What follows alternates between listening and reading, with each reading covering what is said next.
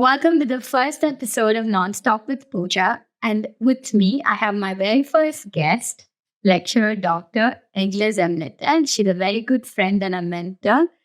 She has many accolades to her name, but the foremost being a lawyer, an arbitrator, and a winter enthusiast. I think she's a bit of a skier, if I may say so. So, welcome, Egle. How do you feel about being in this podcast? Thank you so much for having me. Hello, everyone. It's a very strange feeling. As I said, I would do anything to help young people to express themselves. I don't feel that I'm some kind of an extraordinary woman, but I think maybe I hope that it will be interesting to someone to listen to our conversation. Yes, and the main focus of this series of the podcast is for me to introduce very normal women with extraordinary stories. So, and I believe that you're a right fit, and we should tell a bit to the audience why that is so. So, my very first question is: we are in Lithuania, which is a very special country, and you have been a witness of both Soviet Union and post-Soviet Union times.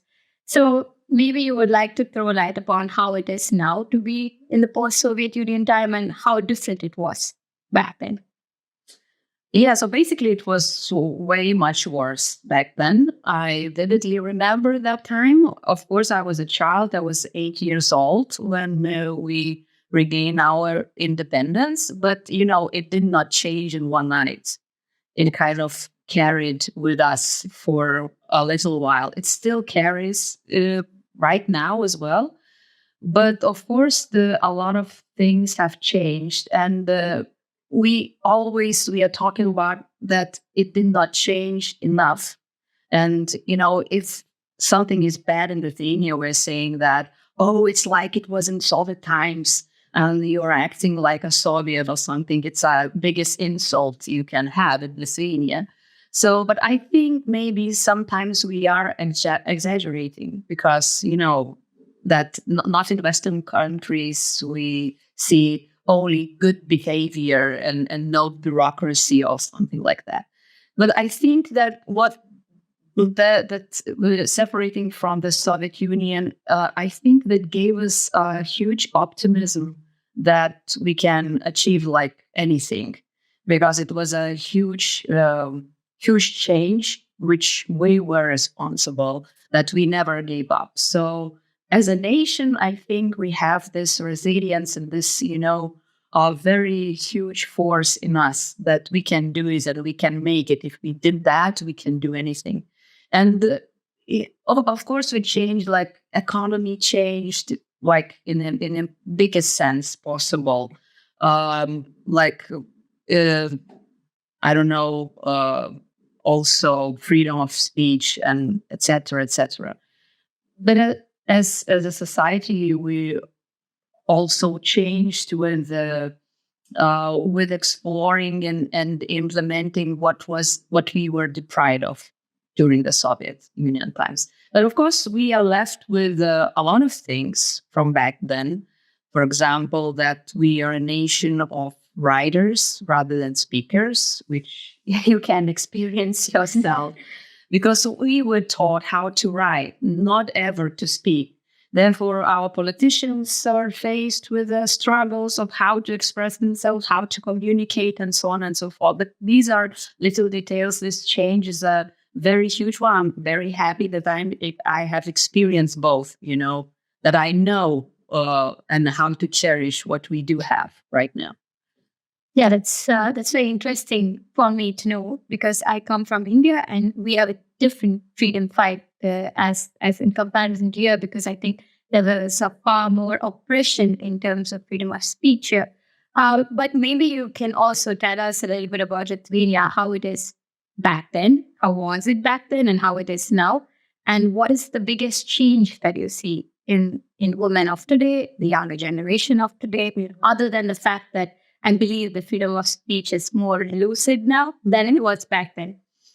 Yeah, sure. So I think, the biggest change I felt was that we gain access to of the world, how it was. We were able to discover the truth, the reality that existed, and we gained a possibility to discover that truth ourselves. So we were not deprived of any information that was, some kind of books were not allowed, some kind of music, and so on and so on. With women, it's an interesting point because in Soviet times, everybody had to work, and women had to work as well in the office and at home. And after the independence, the situation was like, we will free the women and they can now stay at home, which was not a very good thing, because I think you could go for a maternity leave for 5 or 6 years back then after we regained independence. And so it was not a good thing for women, actually, for a short period of time. But in Soviet Union, despite the fact that all women had to work, it was not a good thing, because nobody talked about what women do at home, because it was, they did everything. They did the same as men at work, and then came home and did everything at home. So that was, although in a labor market, it seemed like equality, but it wasn't. So that changed, of course. But I think now you may be struggling with the equality, gender equality here in Lithuania more than in other countries. But the difference is not as huge as it was, before, like 20 years ago or 25. 30 years ago in Lithuania. So I think, it changes. I think the biggest problem is now with the LGBT, this side of equality, a bigger problem based on the statistics and reality I face every day. But yeah, basically but again, compared to Soviet times, it's better right now. I didn't know any homosexual person back then during the Soviet times. Now I know. Yeah, these are thoughts, right? Because often we try to articulate the way we think it is right in our head, and it's for each their own. But I also have to ask you, because now we're discussing a bit of heavy topics. Hopefully, we will discuss a bit of more lighter topics. What are your? I mean, of course, the word war itself is very uncomfortable. And we're living in a world today that we hear war constantly. It's like a blast from the past coming back to the present. So what are your thoughts on it? Of course, as a lawyer, as a human, we condemn it. But also being a bit of the Soviet Union life that you lived, seeing, a neighboring brother country or a sister country going through this kind of bitter experience or loss of life, and what cannot be put into words. So what are your thoughts on it? And do you see an end to it? Yeah, definitely not a lighter topic. Yeah, so I think it's easier right now, after almost 2 years have passed. I'm talking about the war in Ukraine, of course. It fascinates me maybe mostly from the psychological side, because at first there was like bunch of emotions, it affected the daily life in a very huge way. Like you were always checking the news, and all the conversation were about the war. We stopped buying things, nice things. At least I did, for a year. No Christmas presents, no anything, because, we wanted somehow in all the ways possible to relate to that. And now it has changed, and I don't know whether it's a good thing or a bad thing. But of course, as a lawyer, I think it's a black and white situation. I don't know, there is a resolution of the United Nations General Assembly calling it a war. So I, do not have any legal comments into that. Uh, from the legal point of view, from the humanitarian or social and any other point of view, I'm very much against it, and it's. I think we are not. We have. Oh, for some reason, because we have a history with occupation and how the things were done, the lies, and how those politicians talked back then. It's a vivid reminder every day, So I think it brings anger i- together with the other feelings. Anger is at least it was at first the biggest feeling I had. But I think, when we are grown ups, the war is not as horrible as you are a child. I see a huge impact on children. At least I saw that in the beginning. For example, my son stopped sleeping. And he was very much afraid and didn't know actually that he was. And we had to talk it through. And then I remember when I was a child, the nightmare I had was about the war, that we are in the war. And I thought maybe that because we, in sense, we were. But now when I talk to my son, it's all also the thing which scares children the most, the war. So yeah, uh, that is the thing I would wish like extinct in the world as a number one. Yeah, and close this topic, of course, like we know each other through an international sphere of things. We work with international law, and sometimes, being a lawyer, especially, we do feel that it all makes sense when everything is crystal, and it doesn't make sense when it starts melting. I'm sure you share a similar opinion, or maybe not, and I would like to hear from you. So, what do you feel about the whole situation of international law with the United Nations, and whether it's being recognized as a war or not? And because most often the general public thinks that United Nations have a huge bandwidth of power where they can just, announce an order or a statement, and then because all the member countries are bound by the treaties, they are inclined to follow it. Maybe would you like to say what kind of a body United Nations is, and how their comments are just not, it's not binding, or, it's just a recommendation. Because there seems to be a lot of criticism on why United Nations is not doing this. And so how do you feel about that? Well, I feel that this topic I like to see it at it from the legal philosophy point of view, like what is international law in general, that it is in its essence limited in itself because all the states are equals under international law.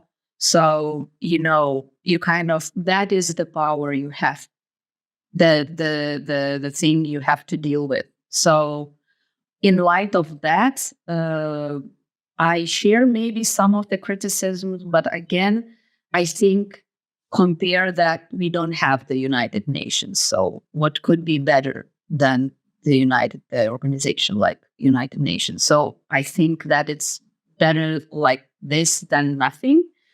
But again, I see the limits in international law. I'm not an expert in like state to state international relationships, and maybe the United Nations could do better and could do more and impose. But even if, for example, now we impose like in the European Union sanctions to Russian people, Russian companies, it does not achieve its purpose. And its aim.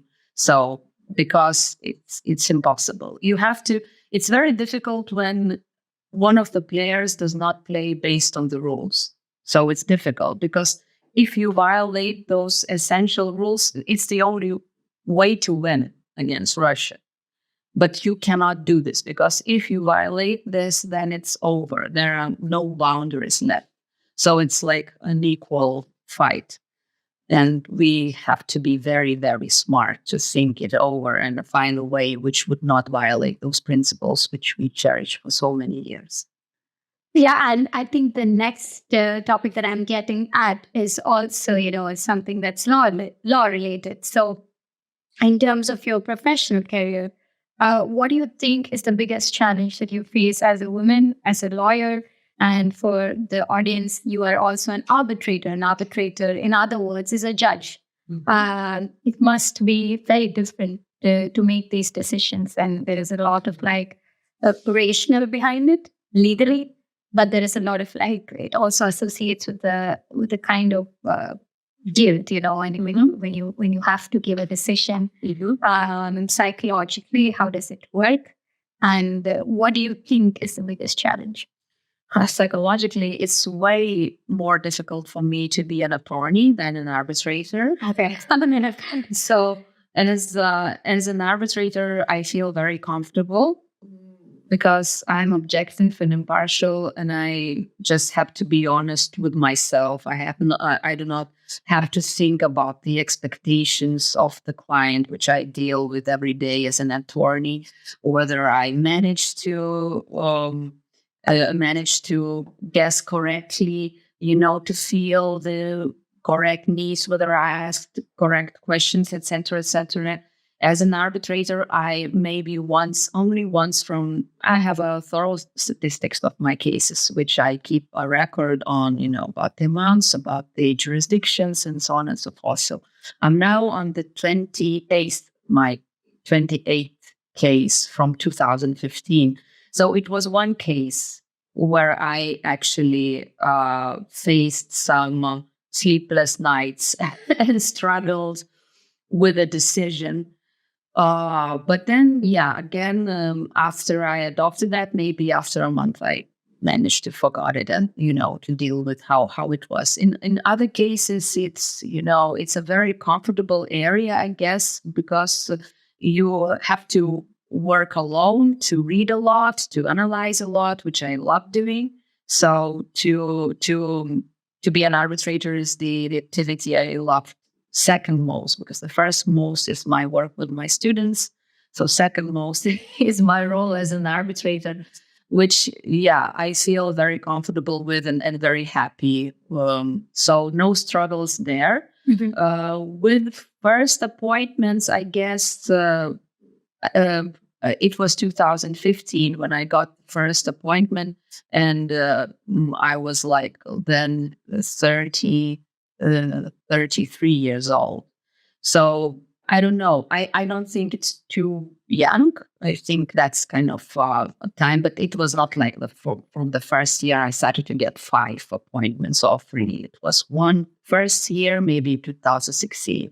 No appointments then. As of 2017, there were 6 appointments a year. So, so the struggle was to get started as an arbitrator. I guess the struggle which I don't know how I overcame. I don't have any advice to any young people how to get your first appointment.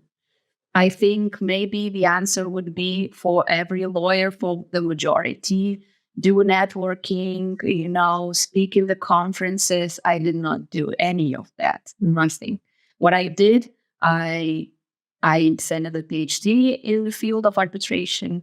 I acted as a counsel in arbitration cases, and I taught arbitration law at the university. So this is the road which I'm comfortable with, which I believe in, not because I wanted to get an appointment as an arbitrator, because I really love doing those things, in general. So I don't know how I got those first appointments. I'm glad I did, but it's not a very huge market here in Lithuania, but I'm very, very happy with the caseload I have. I will always think that it's the best thing to be by yourself and do things by yourself and for yourself. And of course, your journey was more on the merit side of things, and knowing you as well. I know that, the word network and all these complex, complicated things that most often not work for everybody, because it also comes with specific skill sets. It also comes with other associations with people that you have. But I know that law works, especially cases, work on a confidential basis. So we are not allowed to discuss in detail. But is there anything that you would like to say on any specific case that where you really thought that, wow, I mean, this is it. This is crazy that people do this for a living. Any disputes that you come across, or are you kind of like you just listen to it and then you pass your rational and you kind of get over it and never think about it? Yeah, no, it's basically, yes. I'm never judgmental towards the party, no matter the qualifications, because sometimes it differs a lot. One party has an extremely high level counsel, the other party has an in-house lawyer, and it comes from another jurisdiction. So I face that, but basically I don't want to see a procedure which depends on the quality of what counsel does. So basically, and especially if the counsel comes from another jurisdiction, I don't know, how they act and how they operate. So I'm not the one to judge that it's a good job they did or a bad job they did. So, I kind of keep the requirements on the minimum. So no surprises, I guess, there. But yeah, the subject matters of cases are sometimes very interesting. For example, if it pertains to food or beverages, it happens that after the deliberations or after hearing, you go to the store and buy the products that you talk and about. it's completely different. You see it again. It's just because if you and you're talking and the experts are talking about how that product becomes that and this and showing photos. And so those funny moments, it happens that, it affects my personal life and my dinner choice. Yeah. But otherwise, it's very, very interesting to observe. Yeah. Now, I think we've discussed a bit of law. So I think it's only fair to discuss, if not law, then what? What would have you been doing now? So my dream, not my dream, but I was seriously considering to become a journalist. Okay. I'm very, extremely happy that I did not choose this phantom, because I think I would have gone to investigative journalism, to difficult things, and I'm not very good with people, with the people I don't know, which is, I think, the quality which every journalist. In investigation, you mean like crime, right? But just no. Crime, politics, whatever, not, like show business or like making stories about the crown of day or something like that. That's not like Bridget Jones down. No, definitely not. But I think because I see the trend in my life that when I see a direction towards something difficult in its essence, I go towards that. So I think that's where I would have gone. And I'm happy I did not, because that would have been a very difficult job to do. So other thing I loved was the language, but the grammar. I really love Lithuanian language, although I use a lot of English words while I'm talking Lithuanian. My spoken language is not clean, or very precise. But I did enjoy analyzing how the language works, how it changes, why it changes, and so on and so forth. But the fact was that I did not enjoy Lithuanian literature, the books we had to read at school. So that what scared me, that I will have to do way more reading of those books, and even more not interesting books at the university. And I was actually bribed by my grandfather to choose law studies. So I did. I was in love back then. If you know, want an extraordinary story, I was in love. I wanted to go to Vilnius University. That was out of the option because my parents graduated from Vilnius University. My brother was studying. So Vilnius University was like, the only way to go. And I wanted to be somewhere in Antakalnis region where my then boyfriend lived. So that one, but I wanted it, in Antakalnis. That's it kind of coincided with my grandfather's request, and that was a coincidence. So those of who are seeing this now and who do not know what Antakalnis is, it's a bit of the forest region, right? Yeah, it's close to the law faculty. Oh, that one. It's very close to the law faculty. That's where I lived for 5 years when I was studying. Okay. And I know, also to discuss a little bit about sports. And, so I do know that you ski from time to time with your son. So how about the past? How, because I'm from the very south part of the world. It's today we have -9 or 10 or maybe more. So neither. No, okay, but for us, I'm like, what? No, it's not -10. It's more, maybe real feel. Okay, but yeah, we get it. So outside, there's a lot of snow. It's pretty nice. Also, so how does it feel to ski? What it is to be skiing, and it's a very feel liberating, or it is a very sensitive topic because this winter we are skipping our ski trip. Oh, it's like I'm saying, I will block all social media during the period not to see how my friends are going there. Yeah.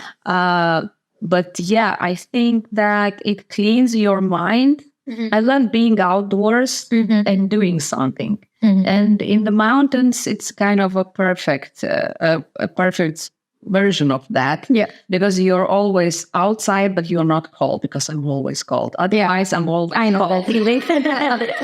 And when I ski, I'm not. Yeah. And I think that the feeling I love the most when you are top on the mountains and you're starting to ski and you feel like, like all alone, and that everything is possible.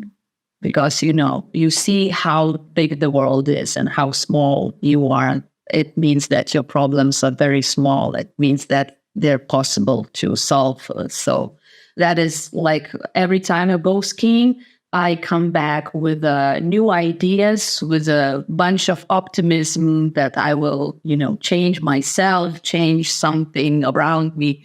So, but I'm not a very good skier. I have to really admit. No. Yes, I'm very afraid of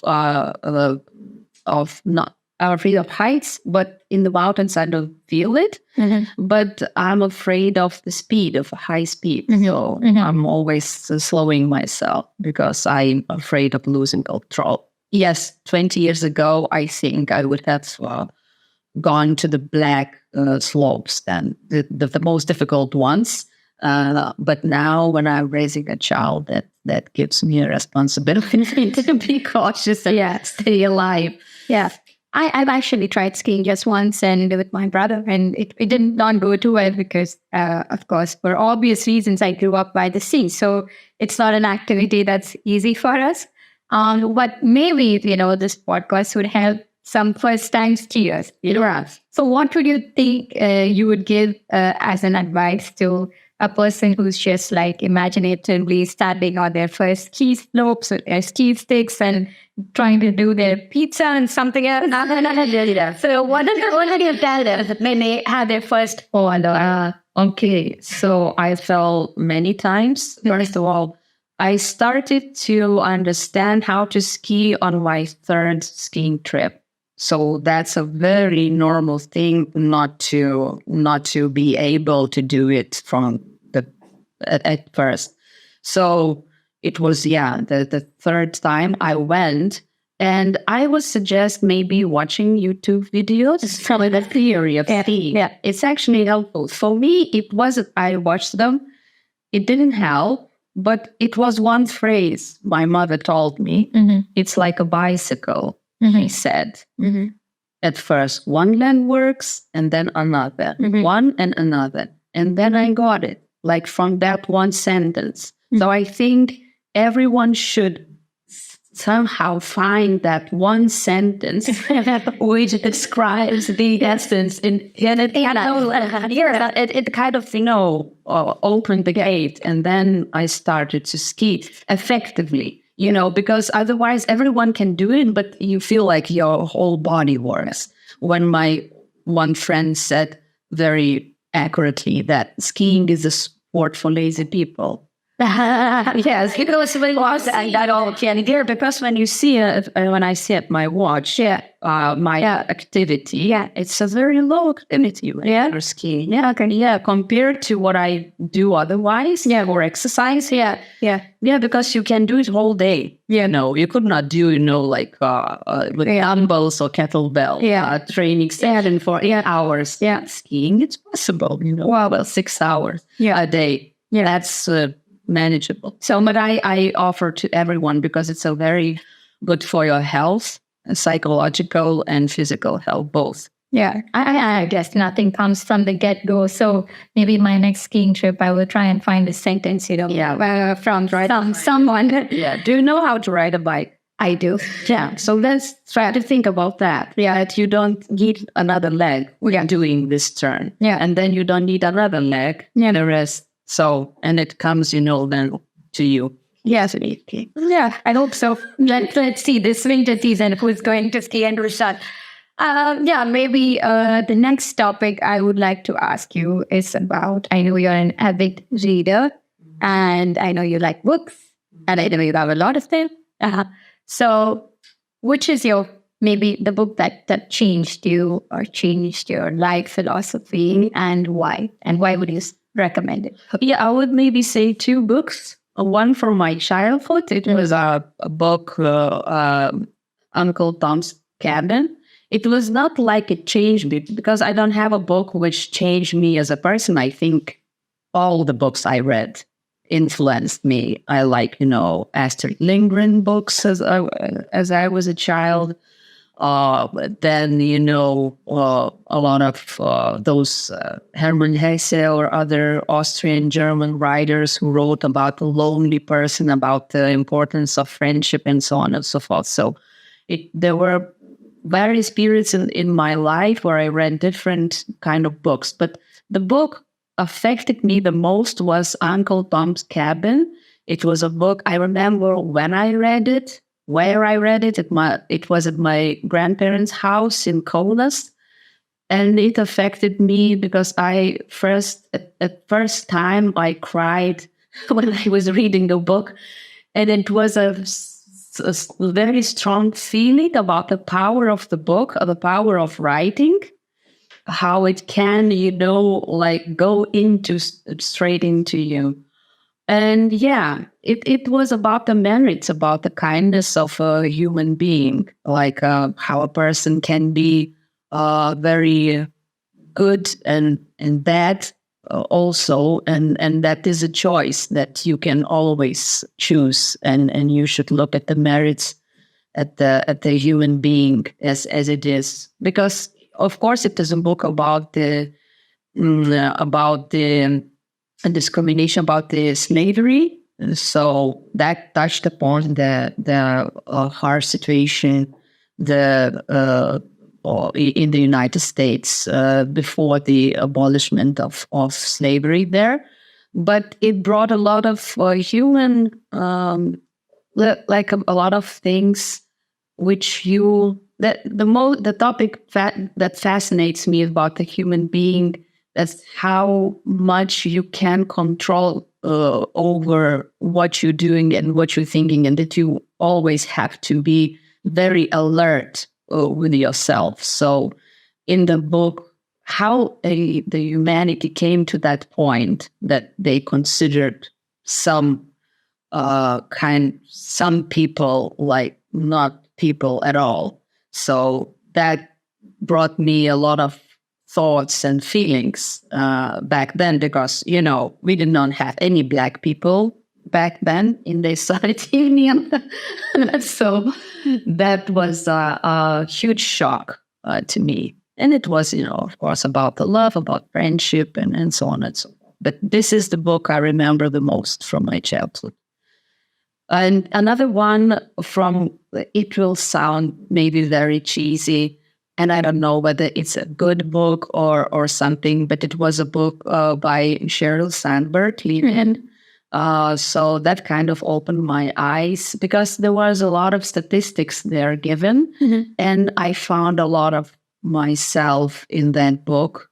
A lot of things I considered correct, which was incorrect, and yeah, so it was like a trigger for me to be more objective and to work with myself, not from that perspective, like I'm a victim as a woman and that it's unfair, but from that point of view that I have a lot of stereotypes myself and that I have to work with myself in order not to have them.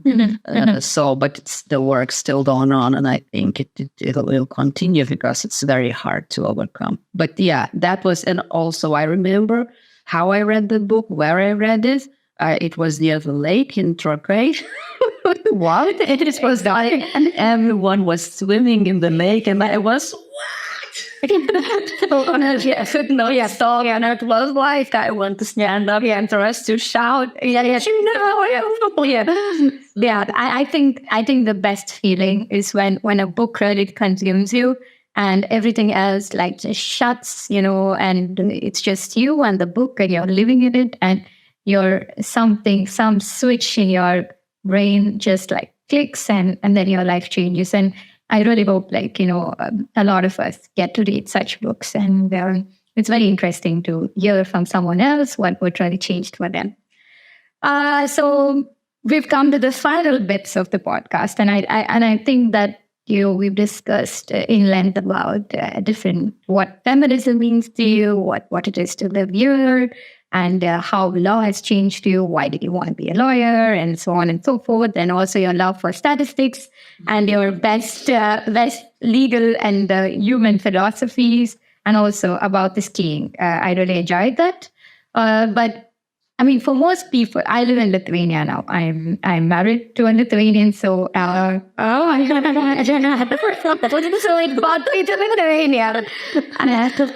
And as a lawyer, and it's definitely different, for people who don't know where it is. But most people's first question is because they lack on geographical knowledge, be oblivious. So, how it is for you to recommend people to live in Lithuania, and why do you think it is special? In simple words, for many people living back home, it's home. It's an undescribable feeling of comfort and warmth and so on. But from one standpoint, if you have to recommend Lithuania for people to come, visit, live, what do you think it's made of? Yeah, it's a very difficult question. I think that you would be the judge of that because you have fresh eyes. It's my home, as you described. Yeah, I'm very loyal to my country, my university, my family. So, I love my country unconditionally. But yeah, compared to other countries, what I would say that it's a very, I think, very tolerant environment, at least in Vilnius. But I could maybe only tell this for Vilnius city, not other parts of Lithuania. It's a very tolerant because that you can actually feel comfortable here. And if you find a connection with some of the people, you will be able to find a very true connection here because, I think that Lithuanians are quite sincere people when communicating with others. And we are curious and very hospitable. Like, we want to know the traditions of other people, to know the food, to know the holidays, the religion, and so on and so forth. Economy-wise, at some point, it was like cheaper to live there and work like remotely, to have a base here, but to work in a country with a higher level of economy development. But now I think that's changing. Vilnius is becoming more expensive, even for me. The pie. Yeah, well, compared to Paris or London, of course not.